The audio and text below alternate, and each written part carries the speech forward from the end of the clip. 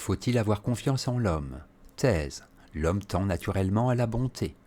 Il faut donc avoir confiance en lui. Antithèse. L'homme est trop mauvais et irresponsable pour qu'on ait confiance en lui.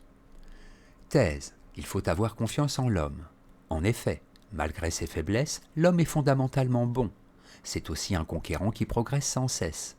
L'humaniste fait crédit aux hommes de leur bon côté et a pour leurs défauts un regard indulgent. Premier argument, l'homme est essentiellement bon. Contrairement au loup ou au requin, l'homme est doté d'une conscience morale et d'une raison qui lui permettent de maîtriser ses instincts. Il aspire fondamentalement à la paix, l'harmonie, l'entente avec les autres. Même les guerres ou les atrocités dont il se rend parfois capable ne sont que des incidents temporaires, lesquels, comme les blessures, finissent par se cicatriser naturellement. Deuxième argument, l'homme s'est libéré de la soumission à la nature. L'homme face à la nature est le plus démuni de tous les êtres vivants. Pour maîtriser son environnement, il ne peut compter que sur lui-même, sur son intelligence et son savoir-faire. Si le laboureur n'avait pas confiance en ses compétences, dans la connaissance qu'il a de la terre, il ne pourrait pas procéder à la récolte année après année. Seul l'homo faber, l'homme ouvrier, confiant dans ses capacités, peut devenir maître de la nature. Troisième argument, le misanthrope est malheureux. Certes, l'homme est imparfait, mais ce n'est pas une raison pour se montrer misanthrope et le critiquer sans cesse.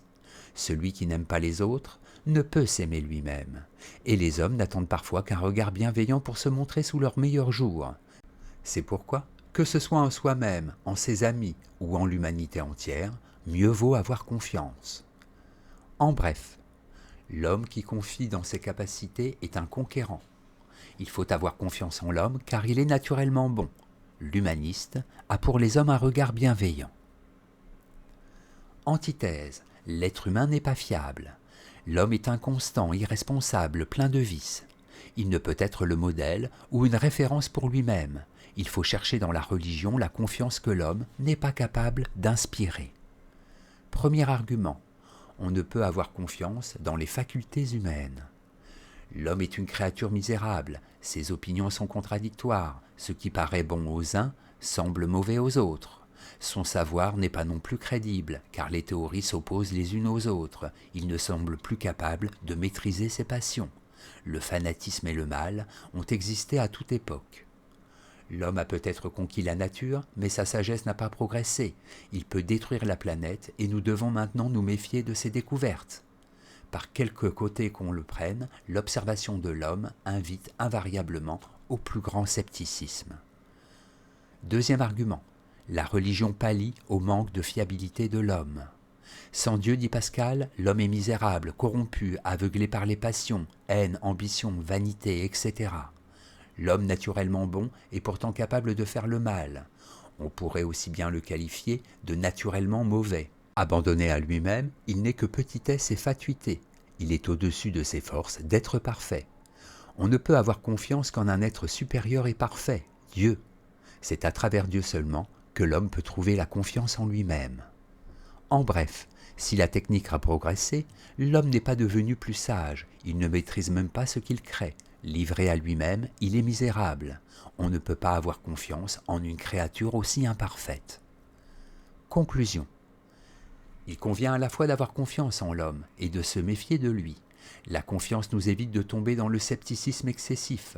Celui-ci, en nous enlevant tout espoir d'amélioration, ne nous permet ni de vivre ni de développer notre perfectibilité. La méfiance nous impose la modestie et la prudence et nous permet d'éviter tout fanatisme, tout excès de confiance dans nos propres certitudes. Nous devons reconnaître que l'esprit est sujet à l'erreur, que les passions peuvent conduire au mal, que les progrès de la science ont des aspects négatifs. La confiance en l'homme doit aller de pair avec l'humilité. Un esprit critique en éveil est le signe que l'homme demeure en quête de sagesse. Cette même sagesse nous oblige à ne pas éprouver une méfiance absolue à l'égard de l'homme, car cela rendrait la vie absurde et invivable. Note et commentaire, humanisme, conception d'après laquelle l'homme est la valeur suprême. La moralité consiste à développer en soi et dans les autres ce qu'il y a de spécifiquement humain et à faire son possible pour procurer à tous des conditions de vie parfaitement humaines. Scepticisme, doctrine de ceux qui considèrent que l'homme ne peut parvenir à la certitude dans aucun domaine. On lui reproche d'être la plus facile des philosophies et d'être une forme de paresse.